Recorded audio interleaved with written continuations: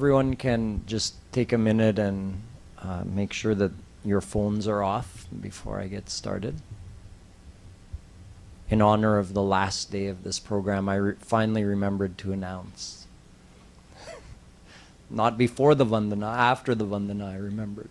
Oh, and everyone can move forward also. More people are coming in, so we need to make a little more seating room.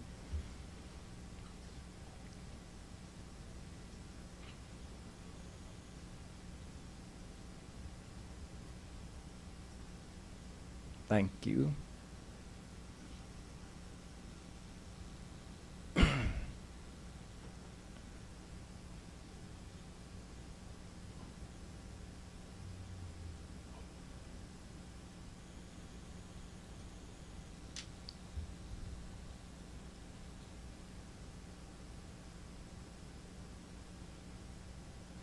I've been explaining the Shikchashtak to you, the Ashtapadi of Chaitanya Mahaprabhu Ji, in which he has kept all the main points of devotion in a consolidated way and in a condensed way. So there's a lot of philosophy. सागर में गागर भर दिया उन्होंने 8 श्लोकों में. So yesterday I left off with the explanation of a shlok explaining selfless bhakti. Ashlishya va padaratam pinashtuma madarshanan marmahatang karotu va yatha tatha va vidadhatu lampato mat prananathastu saiva na parah. He's saying in the words of a gopi, a sweet challenge to Shri Krishna, that no matter how you treat me, my love for you will only grow. One of the definitions of prem is that Rup Goswami has given this definition, कि ध्वंस का कारण हो और ध्वंस ना हो जाए. In other words, your beloved gives you a reason to be angry. Your beloved gives you a reason for your love to reduce, and it doesn't. It goes on increasing. Then know that you have true selfless love. प्रेम की एक परिभाषा रूप गोस्वामी बताते हैं कि ध्वंस का कारण हो, प्रेम घटने का कारण हो, क्रोध करने का कारण हो और क्रोध ना हो, प्रेम घटे ना, तब समझो कि असली प्रेम है. जब प्रियतम अनुकूल व्यवहार कर रहे हैं तो आपका प्यार बढ़ेगा ही, उसमें कौन सा कमाल है. जब प्रियतम आपके खिलाफ कुछ करता है, कुछ बोलता है और तुम्हारा प्रेम घटता नहीं, तब मानो कि असली प्रेम है और तब मानो कि आप असली प्रेमी हैं. असली प्रेम करने वाले तभी मानो अपने आप को. वैसे तो संसार में ये असंभव है, कहीं भी नहीं होता है. कोई कह सकता है कि माँ तो अपने बच्चे के लिए तो करती ही है. हाँ, लेकिन उस समय बच्चा तो कुछ नहीं जानता, वो दुर्भावना किससे करें, उसका मंशा खराब कहाँ होगा. तो माँ जानती है कि ये अबोध बच्चा है, इसको पालना ही है, वो तो मेरा धर्म है. लेकिन जब बच्चा बड़ा हो जाता है और माँ को डांटती है, बाप को जवाब देता है, तब प्रेम डाउन ही हो जाता है ना. किसका प्यार बढ़ेगा जब अपना ही बेटा या अपनी बेटी जवाब देता है, किसी का प्यार बढ़ता तो नहीं है.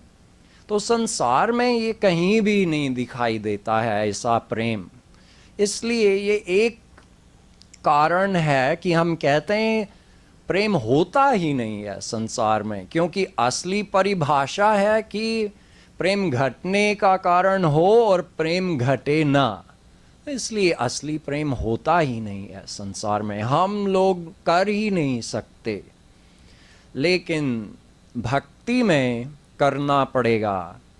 साधना वही है, प्रैक्टिस करो, अभ्यास करो कि मैं निष्काम बनूं, मैं प्रियतम से कुछ न मांगूं, और किसी भी उनके किसी भी व्यवहार से मेरा प्रेम घटे ना। ये लागू होता है भगवान के लिए और गुरु के लिए भी। हम लोगों में से हो सकता है कि कुछ लोग हैं जो कभी किसी भगवत प्राप्त महापुरुष, किसी असली गुरु से नहीं मिले हो,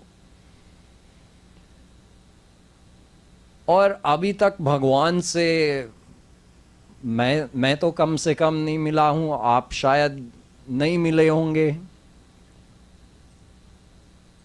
तो ये व्यवहार वाली बात ये मन में होती है। अभी श्री कृष्ण से जब मिलेंगे नहीं तो उनका प्रतिकूल व्यवहार कहाँ होगा।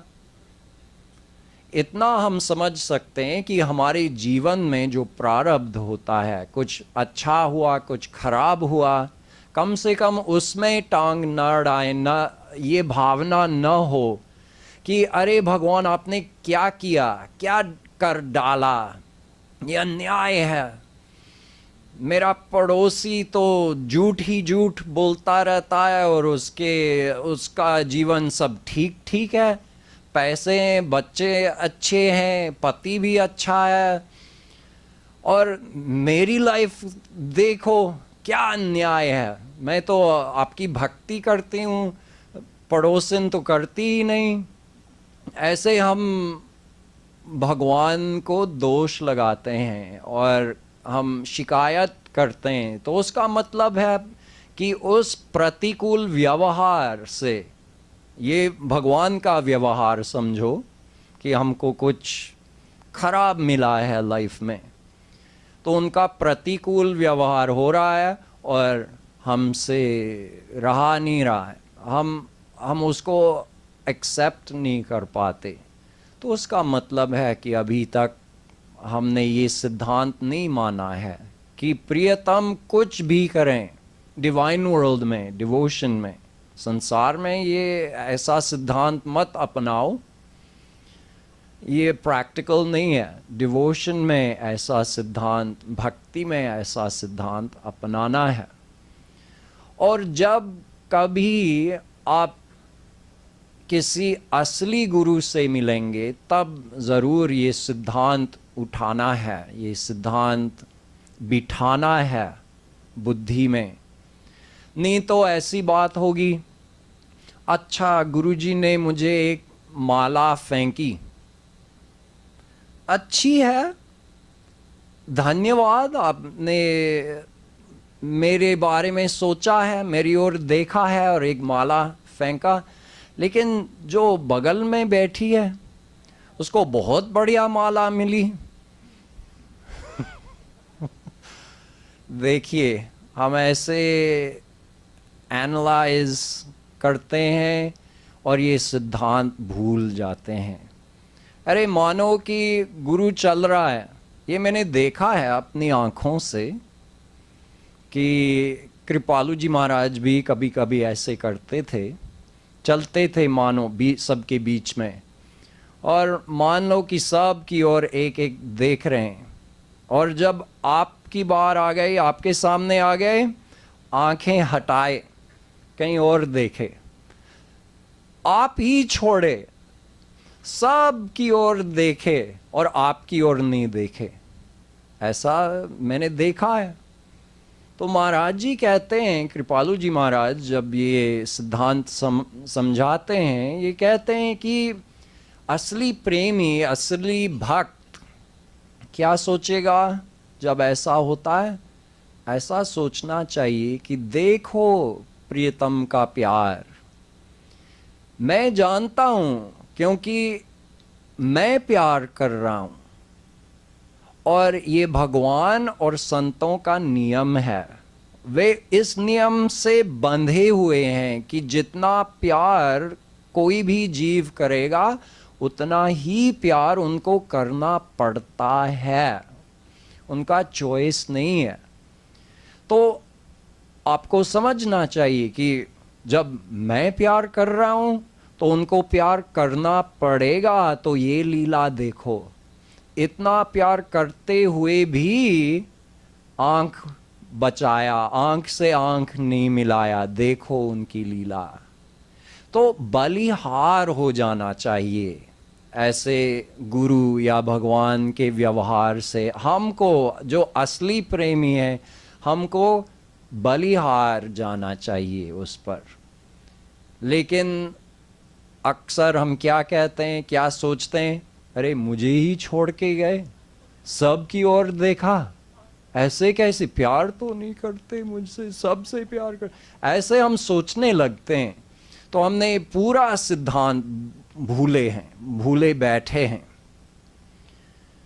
ये अभी कम से कम कृपालु जी महाराज तो हमारे समक्ष नहीं है, हम उनको देख नहीं सकते हैं, तो ऐसा व्यवहार भी हम उनके साथ नहीं कर सकते हैं। लेकिन फिर भी जब हम रूप ध्यान करते हैं, जब हम सेवा करते हैं, तो ये सिद्धांत रखना चाहिए। हाँ, श्री कृष्ण हैं, श्री कृष्ण आ गए, तो रूप ध्यान में कैसे व्यवहार करना है, तभी भी ये सिद्धांत याद रखना चाहिए। तभी हम अभ्यास करते करते निष्काम बनेंगे। गुरु की कृपा से हो जाएगा यदि हम कोशिश करें तो।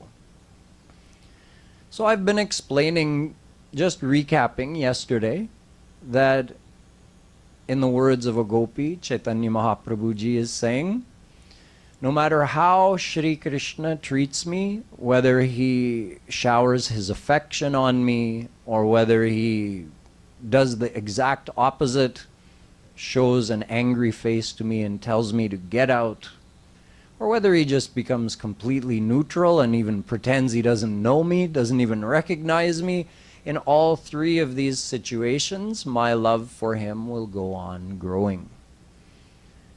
Saints give one example. Tulsidas ji has given this example. Jache barah maas piye papiha swati jal. There's one bird, it worships the Swati constellation, which is only in the ascendant for 2 weeks in the autumn. So this bird will only drink the water that rains when Swati is in the ascendant. अपने प्रियतम का ही जल पिएगी ये चिड़िया, ये पक्षी केवल वो जल पीता है साल भर, केवल उन 2 हफ्तों में। जो जल बरसता है उस समय वही जल साल भर पीता है, उसके बाद उसके अलावा कुछ नहीं, साल भर कुछ नहीं पीता है। सोचिए और देखिए उसका प्रियतम कैसे व्यवहार करता है उसके साथ। पविपाहन दामिनी गरजी झरी झकोरी खरी खीजी, रोष न प्रियतम दोष लखी तुलसी राग हिरीजी. Tulsidas ji is saying that look at this bird, it's so sweet, it is so dedicated to this Swati constellation that it only drinks that water that rains down during those 2 weeks, even though his beloved keeps testing him all year long. What happens? Thunder, lightning, hail, dry spells, wind. So in other words, his beloved is behaving in a pratikul way with him. He's behaving obstinately. He's behaving in the opposite of an affectionate way. But that bird doesn't, वो हिलता नहीं है, अपने निष्काम प्रेम से हिलता नहीं है. हाँ, करो करो, मैं दिखाता हूँ असली प्रेम, मैं हिलने वाला नहीं हूँ. And then only drinks that water. In fact, one time such a bird was flying around on a very hot day in the summer and couldn't fly around anymore, so the bird alighted in a tree. And then the bird thought, wait a minute, this tree has been drinking water not from Swati, so I shouldn't sit in this tree. Got up, started flying around again. But it was too hot, so he was getting dizzy, so he landed in another tree, and then he said, no, this tree's also drinking the water, not from my beloved Swati. So the bird kept flying around, and finally the heat got too much, and he was becoming unconscious, and he happened to be flying over Ganga Ji at this time, and as he was diving down, he knew he was going to die. He thought, oh, koi baat nahi, that's good. I'll die with Ganga Jal in my mouth, so I'll get mukti. And as he was going down, then he thought, no, this Ganga Jal is not from my beloved Swati either. And he turned his chonch up and went into the river. So he maintained perfect ananyata to his beloved. But see how his beloved is testing him. How do we know when is Shri Krishna, when is Guruji testing us? We don't know. Will we pass those tests? Will we prove ourselves to be Nishkam Premis? There's one more aspect of this, or one more way to keep all of this in mind. Always think Tat Sukha Sukhitvam, Naradji's words. Be happy in Krishna's happiness. That's the total philosophy. We all want to be happy, no doubt. We're not abandoning our desire for happiness, but there are many levels of happiness. You could be happy causing pain to someone else, tamas happiness. You could be happy enjoying the sensual pleasures of the world like ice cream, TV, whatever it may be, rajas happiness. You could be happy doing something good for someone else, sattvic happiness. You could be happy meeting God, that's divine happiness, but meeting God for your happiness. Not even thinking, how could I make Krishna happy? What does Krishna want? Not thinking that, but meeting him and getting divine happiness. That's divine happiness. It's better than sattvic, rajas, tamas happiness, which is all Mike. But there's another happiness beyond that. That's the happiness of Nishkam Prem with Shri Krishna, where you think, how can I make him happy? Unke sukh mein sukhi rehna, unki ichha mein ichha rakhna. Just one thought in mind, how to please Shri Krishna. So now think, when Shri Krishna is bound by the law, his own law, that he will love us however we love him, then it means if we love him selfishly, he'll also maintain a little bit of distance. Okay, you want your own happiness? I'll give you your own happiness. But what if we love him with a desire for his happiness, and we want to be happy in his happiness? Then he loves us with a desire for our happiness. So we're trying to serve him, and he's trying to serve us. It's been described like this, almost like a horde, like a competition. Let's say a gopi is with Shri Krishna. So Shri Krishna is looking towards the gopi, and with his eyes, he's giving grace. The gopi receives the unlimited bliss of Krishna's prem. But what happens is, the gopi receives that and multiplies it with her desire to make Shri Krishna happy. So when she's looking back at Shri Krishna is getting even more love in return. Sometimes people think, oh, what does Bhagwan need from us? Well, actually, Bhagwan experiences two kinds of anand.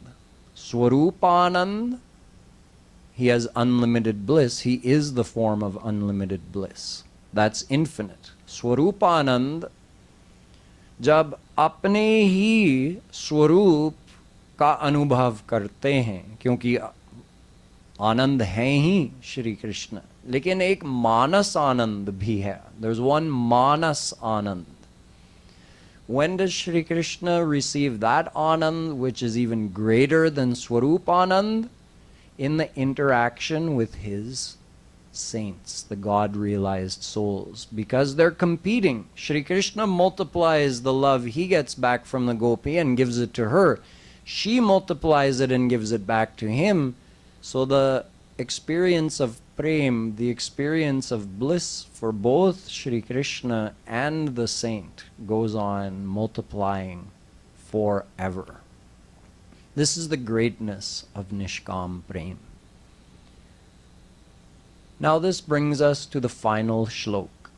In this final shlok, Chaitanya Mahaprabhu ji describes 7 stages of bhakti. You can say 7 stages of bhav bhakti, stages we go through as we progress on the path. So he says, Cheto darparnamarjanam bhavamahadavagni nirvapanam shreya kairav chandrika vitaranam vidyavadhu jivanam Anandam buddhivardhanam pratipadam purnamrita swadanam sarvatmasnapanam param vijayate Shri Krishna Sankirtanam. He says, by doing Shri Krishna Nam Sankirtan, which we've been discussing throughout this series. When he says that, remember, it means with faith that he is in his name, while doing Rup Dhyan, and with the grace of a true Guru. So while chanting Shri Krishna's name in this way, you progress through various stages, 7 stages. The first stage, Cheto Darparnamarjanam. This Darpan of our Chitta, the mirror of our heart, begins to purify. How? As we were talking yesterday, through the heat of viraha, in desire to meet Shri Krishna, and through washed by the tears of longing to meet him. So our heart starts purifying. If you think of the heart as a mirror, you've probably seen all different kinds of mirrors. If you ever went in an abandoned house or an old warehouse, there might be a mirror there that hasn't been cleaned in 20 years. And there's so much dirt built up on it, you can barely see a reflection in it. And then you've probably seen a mirror that maybe hasn't been cleaned in 1 year. It's got lots of dirt on it, but you can still see a little bit. And you've seen a mirror that maybe it's been 2 weeks since it was cleaned, a little streaking or some particles of dust. And then a mirror that's just been cleaned. It's shiny and perfect. Our heart could be in any of these stages, depending how much bhakti we've done. So stage 1 is the heart begins to purify. So when that happens, we begin like I was describing yesterday and the day before, we begin to experience some of that happiness in chanting Krishna's name. It's like there's something in the name. We don't know what it is. Now it's not even our doing. We take the name and something happens in here. That means the heart is purifying. In the second stage, the Davagni, the raging wildfire of sufferings of this world, the anxiety, the agitation of the mind. It's described in our scriptures as being tritap, three types of suffering. Tap literally means something that heats you up. So our mind gets heated up, not in a viraha, not in a positive way, from longing for Shri Krishna, but it gets heated up because of constant agitation from the world. We get agitated when somebody doesn't listen to what we say. We get agitated when we lose something or someone. We even get agitated when something good happens. That's the amazing thing, that even the pleasure of the world agitates the mind. It doesn't calm the mind. So all of this begins to subside. That Davagni starts to go down. And a devotee actually starts to feel peace. All of that agitation, anxiety, stress, it starts to go away. And finally, the devotee feels peace. Number 3, Shreya Kairava Chandrika Vitaranam. There's a lotus flower, a special species of lotus called Kumudini, which only blooms at night. In other words, it takes the cool rays of the moon to make it blossom. It won't blossom in the heat of the sun. So our happiness, our inner contentment, which is buried, see, we're all ansh of Satchidanand Bhagwan.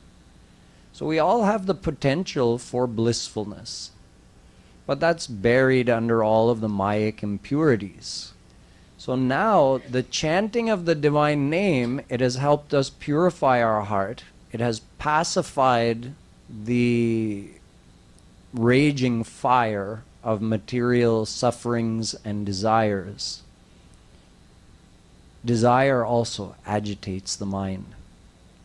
So the chanting of the name has done that, and the chanting of the name also acts like that full moon, like the rays of the full moon that fall on this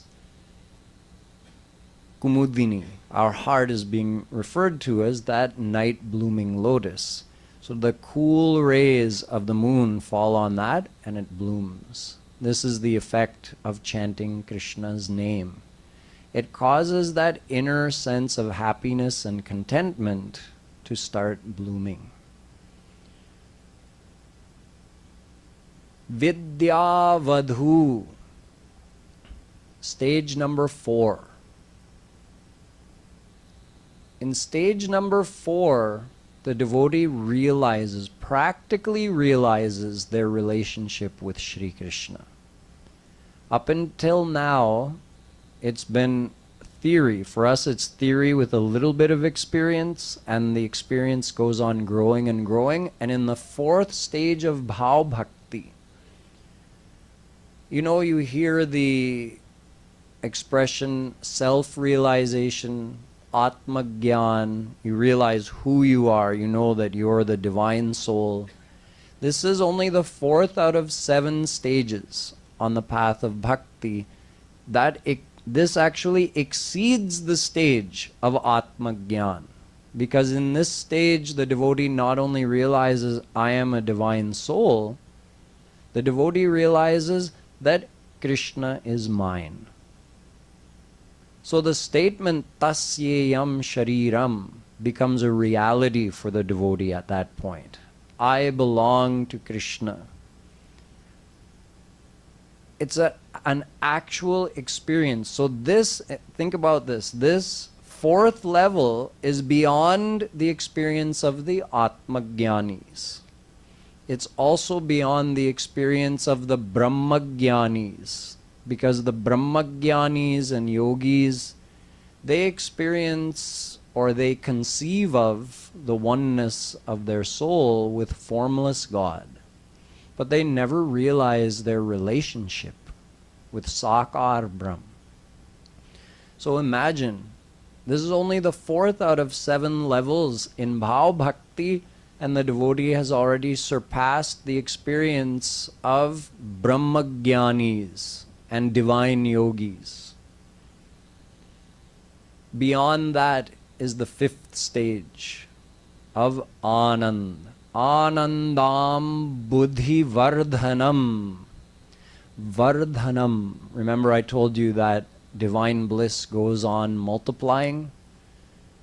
So in this stage, the true bliss of Shri Krishna dawns in the mind. The true bliss of the divine name. So we had Gyan in step 4, understanding our relationship, practically knowing our relationship with Shri Krishna. In step 5, Anand, the actual unlimited bliss of the name is experienced. And Pratipadam, in every step of one's life. You see, in this stage, the devotee could be looking at Shri Krishna, and every second, looking means like in Rup Dhyan, could be looking at Shri Krishna, and every second is getting more and more interesting, more and more amazing, more fascinating. And the devotee is even having what we would call devotional hallucinations. He hasn't met Shri Krishna yet, but he'll see, instead of like trying to do Rup Dhyan, he'll actually see Krishna in his Rup Dhyan, in his devotion. Just like I was talking about the Babaji, seeing Krishna and running to try to catch him, that type of devotional experience.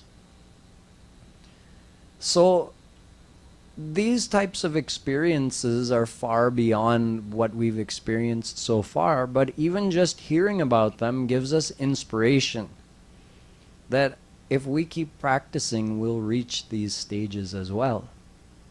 There's this Anand stage, this Rasa Swadan stage, even higher, and then finally the devotee attains the divine vision of Shri Krishna, the 7th and final stage.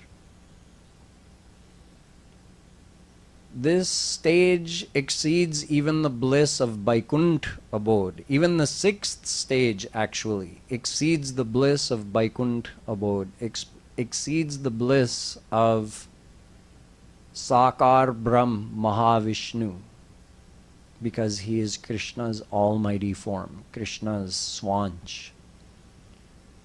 So even in the 6th stage, the devotee has surpassed the experience of other divine abodes. And finally, in the 7th stage, he meets Shri Krishna. Bhidyate hridaya granthish chhidyante sarva sanshaya kshiyante chasya karmani tasmin drishte paravare. Mundakopanishad says, when you meet Shri Krishna, when you see him, the grip of Maya on you is finished forever. So even though you didn't ask Krishna for liberation, you're instantly liberated. Maya is finished. Maya can never touch you or influence you ever again. Hridaya granthish Chidyante sarva sanshrayah. All the mayic defilements in the mind, all the mayic faults, they're finished forever. All of our past karma is burnt, finished, a clean slate, we can't even do karma again after that. We're freed from the bondage of karma. Tasmin drishte paravare, the moment you meet Shri Krishna. And then you get to enjoy the divine leelas forever in the divine abode with him. So this is a very brief description of these stages on the path of bhakti, so that we have more confidence that that there's something further ahead. We have all seen probably a little bit of progress. I've described how we can measure our progress. So many of you may have seen little hints of progress, or maybe a lot of progress. So just know that there's a lot more ahead. We're actually in the most difficult stage of this whole process right now. The beginning is the most difficult. Just like, let's say you want to run in a 10K race, a 6-mile race. And right now you're 30 pounds overweight, and it's been 10 years since you did any jogging. So the first few weeks are going to be tough, right? The first day you go running, the first few days you go running, is going to be tough. It's going to be rough. You're going to be sore. It's not going to be fun. But as you start getting into shape, you start being able to run more easily, more swiftly. You start enjoying it. This is what happens on the path of devotion. The stage we're in right now, all of us are still in that stage, 30 pounds overweight, and it's just the first few days that we started running in terms of, this whole path of bhakti. We try to do Rup Dhyan and our mind goes somewhere in the world. We chant the name and we feel very little effect from it. Sometimes it feels more like work or like just going through the motions. But this is the beginning. It gets better, it gets much better, and it gets easier. It doesn't mean we have to focus less, it doesn't mean our commitment would become less, but the difficulties become less, or just, those same difficulties don't affect us as much. So it feels like the road is smoother, even if it's bumpy, because we're not as affected by the difficulties in life or the difficulties in devotion. So if you only take one thing away from this whole week, it's that Krishna is waiting for you. The process of loving him is very simple. So just start doing it. Start practicing devotion. Don't worry about how far you have to go. Don't worry about how good or how bad you are right now. Just start something. Start taking some steps on the path and see what Krishna does for you. Shri Krishna says that if someone takes even one step towards me, I run 60 steps towards them. But if someone's heart is as hard as a piece of wood, in other words, they're not interested, no, then my heart is like a piece of steel. So it's up to us. We have to let him in, right? If we're being proud and stubborn, no, I don't need Krishna. Okay, he'll stand off to the side too. He'll just watch, take note of our karma, and give us the consequences. But if we take even one step, if we make even a little bit of effort, imagine you take 1 step, he runs 60 steps towards you. He's so excited that this soul is making some effort. So make a little bit of effort and give him a chance to show how gracious he is. So this is my limited effort at trying to explain these amazing shloks in the Shikchashtak by Chaitanya Mahaprabhu ji, and hopefully we all take something out of this and improve our path of devotion. Boliye Vrindavan Bihari Lal ki. So we'll have